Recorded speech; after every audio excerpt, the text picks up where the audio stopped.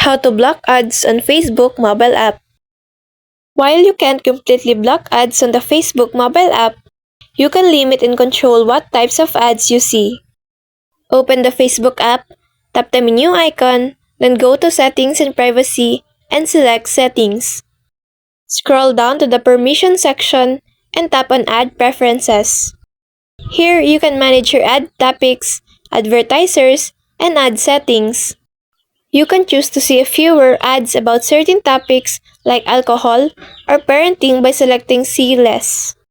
Under Advertisers, you can hide ads from specific advertisers you have interacted with.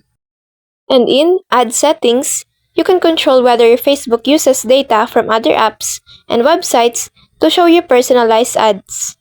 These steps won't remove ads completely, but they will help make the experience less invasive and more relevant to your interests. So that's all for this video. I hope this helps. Thank you.